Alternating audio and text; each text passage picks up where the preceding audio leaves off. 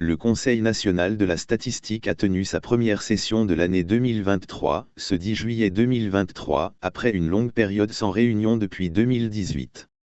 Cette situation est en contradiction avec la loi du 8 juillet 2014, qui stipule que le CNS doit se réunir au moins 2 fois par an. Cependant, cette session marque un pas important dans la réforme du système statistique national, visant à le rendre plus performant. La ministre du Plan et de la Coopération internationale, Rose Paule-Prismou, a souligné que l'objectif de cette réforme, à travers le décret du 8 juillet 20214 portant organisation et réglementation des activités statistiques, est de renforcer le système statistique national. Cela permettra au pays de disposer de capacités accrues pour produire durablement et régulièrement des statistiques de qualité, nécessaires à une bonne gestion du développement économique et social, ainsi qu'à l'amélioration de la prise de décision, de la connaissance de la société guinéenne et du renforcement du débat démocratique, a-t-elle indiqué. Plus loin, elle affirme que depuis la promulgation de cette loi statistique, les capacités organisationnelles et opérationnelles du système statistique national ont été renforcées, les statuts de l'Institut national de la statistique ont été renforcés par le décret du 14 juin 2022, qui précise les attributions, l'organisation et le fonctionnement de l'INS. Le conseil d'administration de l'INS a été mis en place et est désormais opérationnel. Une filière de formation de cadres de la statistique a été créée en partenariat avec l'École nationale d'administration, l'École nationale supérieure de statistique et d'économie d'Abidjan, et l'INS. Cette filière a déjà formé 50 jeunes statisticiens opérationnels dans différents services, dont l'INS. Les bureaux de stratégie et de développement, responsables de la planification et des statistiques au sein des ministères et de la Banque centrale de la République de Guinée, ont également vu leurs prérogatives renforcées en matière de production statistique et d'indicateurs sectoriels et monétaires. 2 documents de stratégie nationale de développement de la statistique ont été élaborés, et le dernier, élaboré fin 2021, est en cours de révision pour être aligné sur la période de mise en œuvre du programme de référence intérimaire 2022 à 2025.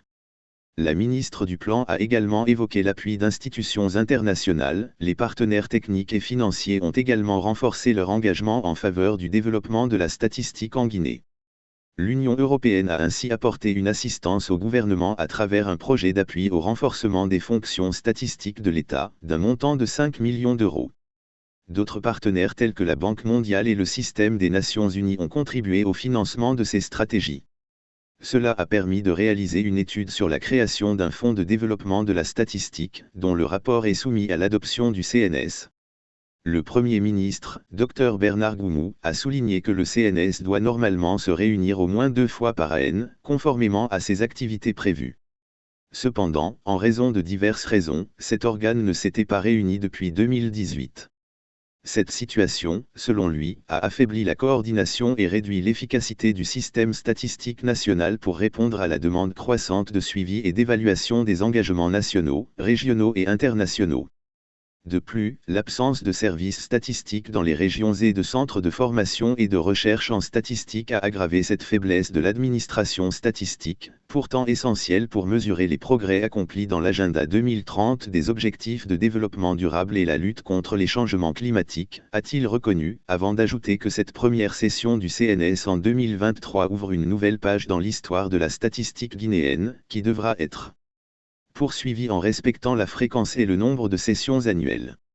L'objectif principal de cette session est l'adoption du programme statistique national de septembre 2023 et l'approbation de l'étude sur le Fonds national de développement de la statistique, a-t-il souligné.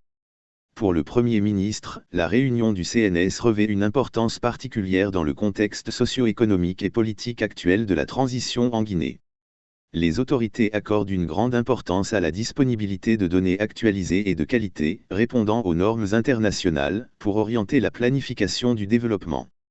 Cela se traduit par l'inscription du 4e recensement général de la population et de l'habitat comme première phase du chronogramme des activités de la transition sur les 10 points prioritaires, financés à hauteur de 60% du budget total de cette opération statistique. Cette première session du CNS marque ainsi une étape essentielle dans le renforcement de la statistique en Guinée, avec l'objectif d'améliorer la production et la qualité des statistiques pour une meilleure gestion du développement économique et social du pays.